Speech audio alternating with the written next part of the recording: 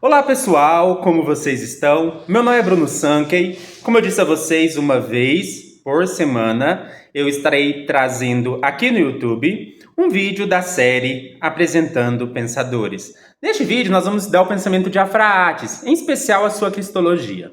E nós vamos entender a diferença entre a cristologia patrística e a cristologia nicena. Eu já peço a você que deixe o seu like no vídeo, se inscreva no canal caso você ainda não seja inscrito e ative o sininho para que você possa receber novas notificações. Não sei se vocês sabem, né? Mas quando você se pergunta para alguém qual é a cristologia patrística, as pessoas não sabem. Por que elas não sabem? Porque existe um fenômeno, uma coisa chamada de cristianismo retroativo. O que é o cristianismo retroativo?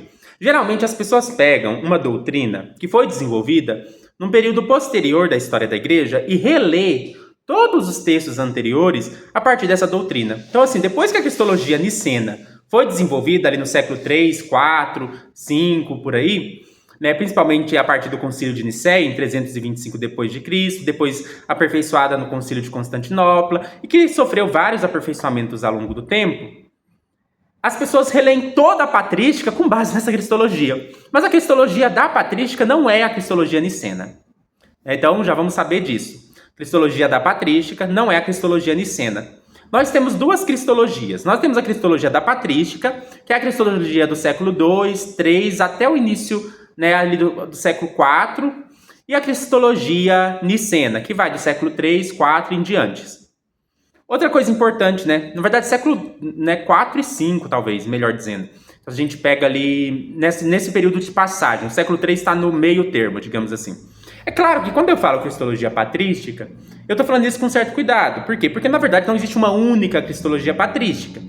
No entanto, a patrística tem vários autores com diferentes ideias, mas existem alguns pontos comuns ou elementos que eles têm um pensamento semelhante.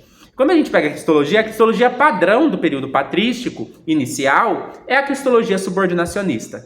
Enquanto a cristologia do período niceno, a gente vai chamar ela de cristologia consubstancialista. Então, primeira coisa, a cristologia patrística é a cristologia subordinacionista.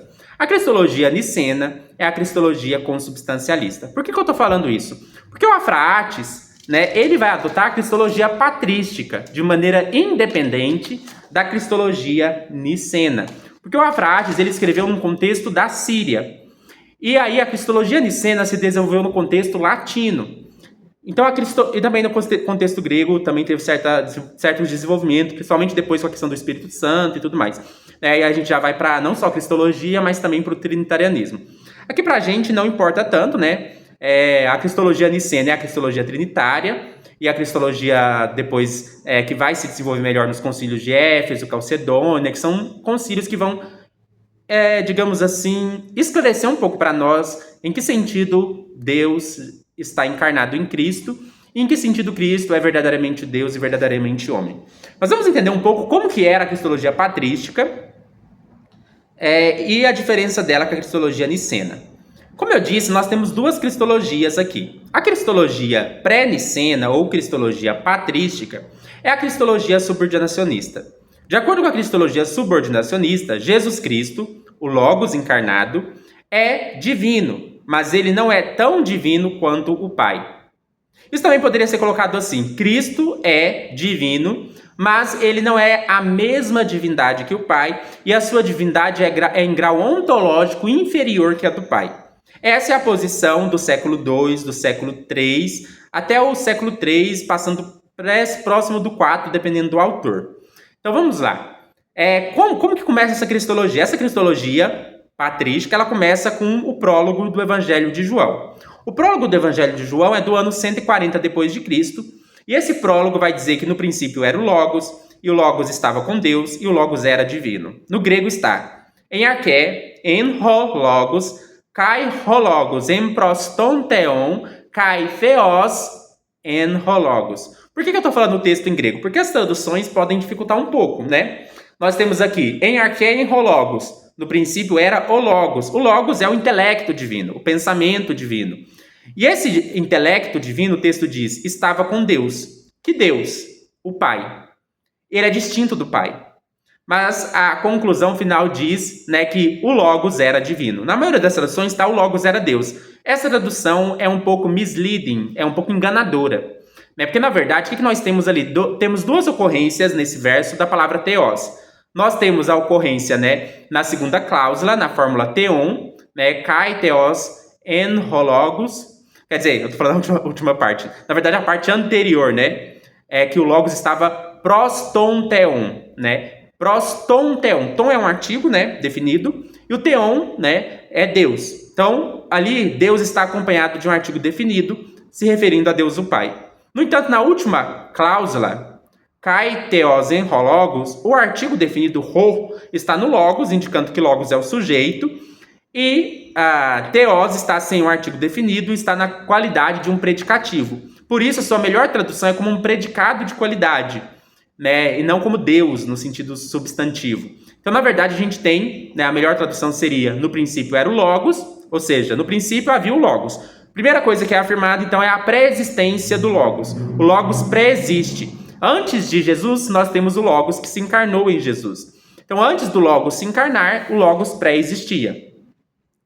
Esse logos, na sua pré-existência, estava no princípio com Deus, ou seja, quando houve a criação. Se ele estava com Deus, em proston theon, ele era distinto desse Deus, que é o Pai. Mas, embora distinto, assim como Deus Pai, ele é divino, né? Kai theos en hologos, ou seja, o logos era divino. Assim como o Pai, ele é divino. Mas ele não é tão divino quanto o Pai. Isso vai ficar claro, né? Por exemplo, da mesma época, nós vamos ter o livro de Colossenses. O livro de Colossenses é um livro que foi escrito no século II e que ele vai, né, desenvolver essa noção da divindade de Jesus. Então ele vai dizer assim, se a gente ler Colossenses. Colossenses capítulo 1, se eu não me engano, é no verso 19. Se eu não me engano, eu posso estar errado. Mas no Colossenses capítulo 1, verso 19, diz que o Pai fez habitar no Filho a plenitude da divindade. E Colossenses capítulo 2, versículo 9, diz que no Filho habita corporalmente toda a plenitude da divindade. Só que tem um detalhe. Efésios capítulo 3, verso 39, eu não tenho certeza se é isso, mas é por aí. O que é importante, né? Colossenses e Efésios é da mesma teologia, é o mesmo corpo teológico. E Efésios diz que o Pai também faz habitar em nós, os cristãos, toda essa plenitude. Então o que a gente tem, né? Assim como Deus Pai faz habitar nos cristãos a plenitude da divindade, Deus Pai fez habitar em Cristo a plenitude da divindade. Só que essa plenitude da divindade não quer dizer que o Deus Filho é tão Deus quanto o Pai. Né? Percebe isso? Na verdade, ele tem plenitude divina, mas essa plenitude divina não quer dizer que é do mesmo grau ontológico que o Pai. Como que a gente sabe isso? No próprio livro de Colossenses. Colossenses capítulo 1, verso 15, vai dizer assim que o Filho é a expressa imagem de Deus Pai. Então, por que o Filho tem a plenitude da divindade? Porque ele reflete, porque ele expressa a plenitude das qualidades divinas. Então, o Filho é a expressão plena das qualidades divinas. Mas isso não significa que o Filho tenha toda a divindade, que ele seja tão Deus quanto o Pai. E aí a gente sabe disso por causa de Colossenses capítulo 1, verso 15, que diz que o Filho é o primogênito de toda a criação. Todas as vezes, é sem exceção, todas as vezes que a Bíblia usa a palavra primogênito, seja em sentido metafórico, seja em sentido literal, o primogênito sempre faz parte do grupo do qual ele é primogênito. Isso é padrão. Em toda a Bíblia, todas as vezes que a palavra primogênito é usada, o primogênito faz parte do grupo do qual ele é primogênito. Pode ser em sentido metafórico, não precisa ser o primeiro, literalmente, mas todas as vezes que alguém é primogênito de algo na Bíblia, ele é parte desse algo. Então, para alguém ser primogênito dos mortos, ele precisa ter morrido. Para alguém ser primogênito dos filhos de Abraão, ele precisa ser filho de Abraão. Para alguém ser primogênito em qualquer sentido na Bíblia, precisa ser parte do grupo do qual é primogênito. Não existe um primogênito que não é parte do grupo. Então, mesmo em sentido metafórico, um primogênito sempre é parte do grupo do qual ele é primogênito. Senão ele não é primogênito. Né? Não, mesmo em sentido metafórico. Então, quando o texto diz que Cristo é o primogênito de toda a criação, o texto está dizendo que Jesus Cristo é parte da criação. Não importa como você interpreta, né, a palavra primogênito, pode ser literal ou metafórico. Todo primogênito é parte do grupo do qual ele é primogênito.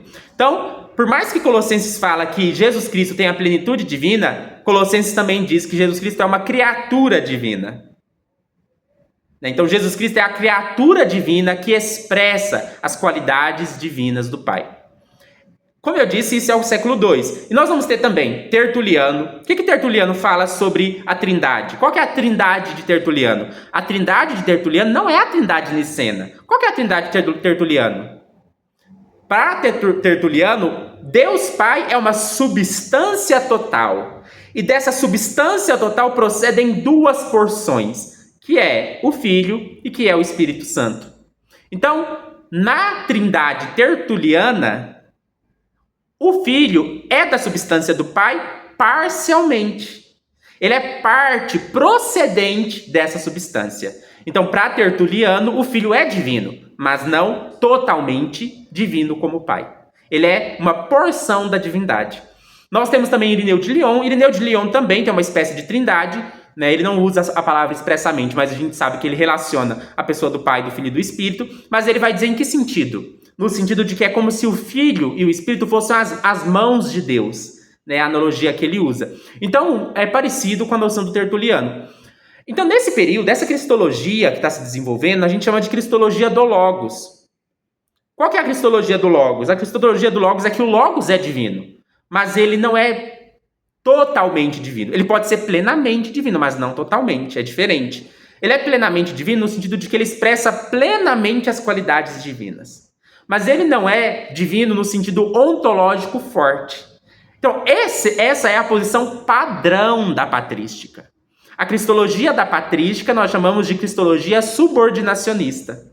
Então, assim, nós vamos ter Justino Marte, Tertuliano, Inácio de Antioquia, todas essas pessoas desenvolvendo uma cristologia do Logos.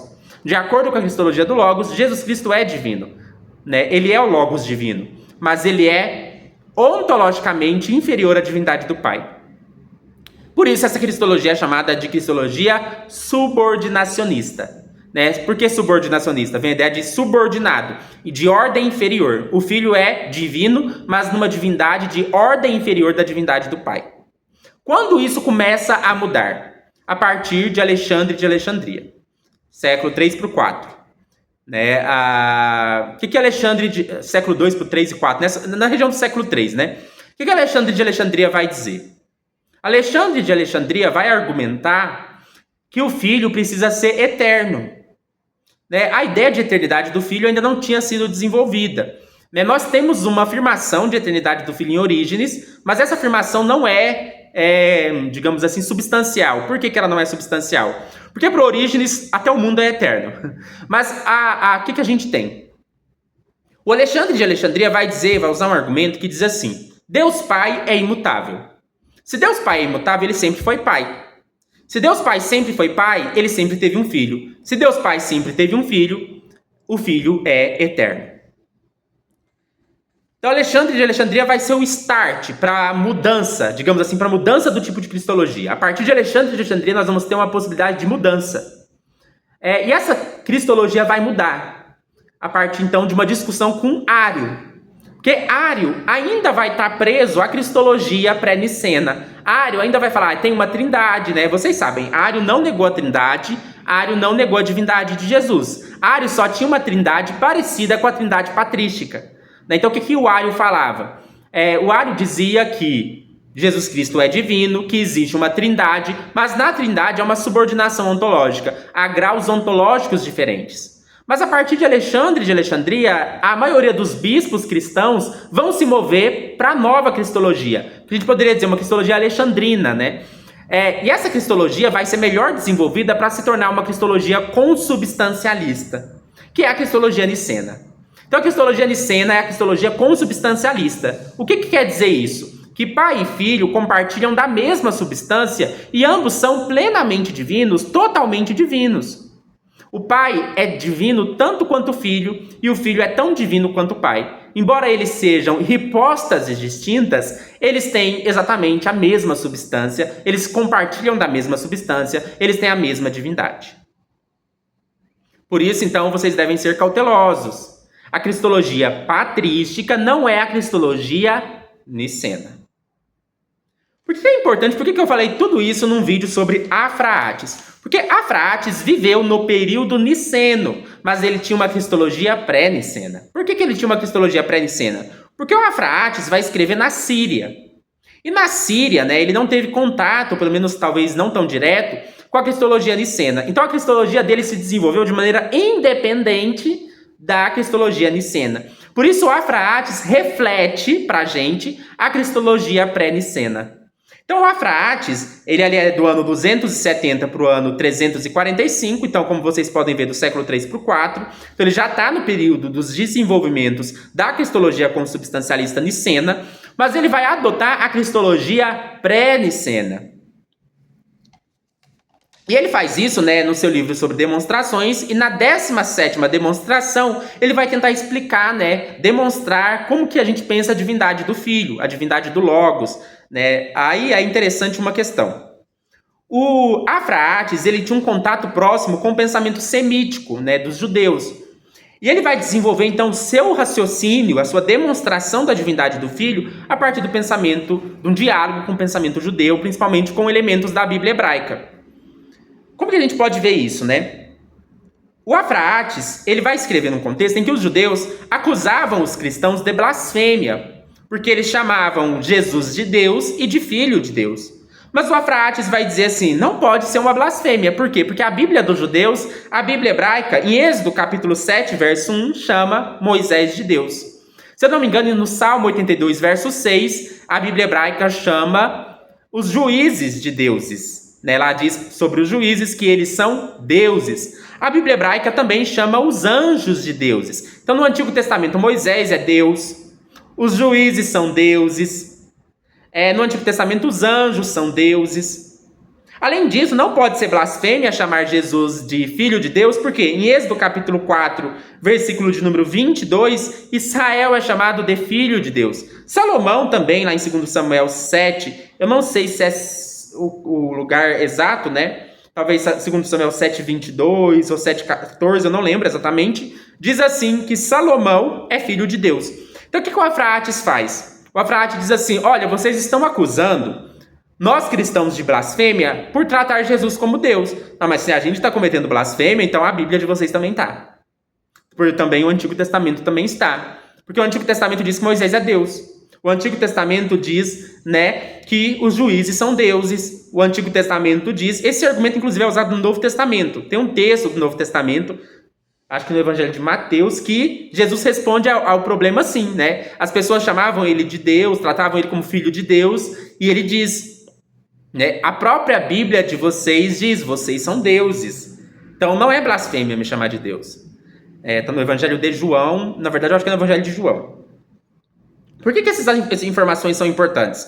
Porque a gente já percebe que no contexto semítico, a palavra Deus não se refere só a o que a gente chama de Deus hoje. A palavra Deus, no contexto semítico, ela pode ser aplicada a Moisés, ela pode ser aplicada a anjos, ela pode ser aplicada a juízes. E esse sentido da palavra Deus a gente chama de divindade funcional. Então aqui a gente vai distinguir dois sentidos de divindade. Divindade funcional e divindade ontológica. Quando nós estivermos falando que alguém é Deus em sentido funcional, nós estamos querendo dizer que esse alguém cumpre uma função divina. E quando a gente fala de alguém ser Deus em sentido ontológico forte, nós estamos dizendo que esse ser é o próprio Deus. O Deus, né, substancialmente Deus. E aí o Afraates vai explicar qual dos dois sentidos Jesus é Deus. No sentido ontológico forte ou no sentido funcional? O Afraates diz sentido funcional. Jesus não pode ser Deus no sentido ontológico forte. Por quê? Porque ele não é o Deus inefável, o Javé. Ele não é o Deus Pai. Ele não pode ser Deus no sentido ontológico forte. Ele só pode ser Deus no mesmo sentido que Moisés é Deus, no mesmo sentido que os juízes são deuses, e no mesmo sentido, né, que os anjos são deuses. Jesus é Deus em sentido funcional. Ele cumpre uma função divina, que é representar Deus, que é expressar as qualidades divinas. Então, quando a gente fala que Jesus é plenamente Deus, a gente quer dizer que ele tem uma divindade plena, só que no sentido funcional. Porque ele tem a função de expressar plenamente as qualidades divinas. Por isso, né, o Afraates vai dizer que a divindade do Filho é uma divindade que não é igual à divindade do Pai. E ele vai chamar essa atribuição de divindade ao Filho de honorífica. Quer dizer que é um título de honra. Jesus Cristo é chamado de Deus como um título de honra. E títulos divinos podem ser aplicados a seres que não são o próprio Deus como títulos de honra. Se uma pessoa expressa as qualidades de Deus, ela pode ser chamada de Deus, como um título de honra. É nesse sentido que Jesus Cristo, Logos, é Deus, como um título de honra. Então a Fraates diz que nós podemos atribuir títulos divinos a Cristo, mas diferente do sentido que a gente diz do Deus inefável, Javé. Então aqui nós temos uma divindade funcional e uma divindade ontológica. Então a Fraates adota a mesma cristologia, uma cristologia próxima da cristologia pré-nicena ou da cristologia patrística. Então depois desse vídeo espero que vocês não errem mais. Isso é uma confusão muito comum que as pessoas acharem que no período patrístico, no período do Novo Testamento, Jesus Cristo era chamado de Deus no mesmo sentido que é chamado no período niceno. Não é. A cristologia patrística retrata Jesus como Deus, mas em sentido ontologicamente inferior a Deus Pai. A cristologia nicena retrata Jesus como Deus, mas em grau ontológico idêntico a de Deus Pai. Por isso nós chamamos a cristologia pré-nicena de subordinacionista e a cristologia nicena de uma cristologia consubstancialista. E a Fraates, embora esteja no período niceno, como ele está na Síria e desenvolveu sua cristologia de maneira independente do contexto latino, a sua cristologia é a cristologia pré-nicena, ou seja, a cristologia subordinacionista. Eu espero que vocês tenham gostado do vídeo. Deixe o seu like no vídeo, se inscreva no canal caso ainda não seja inscrito e ative o sininho a fim de receber novas notificações.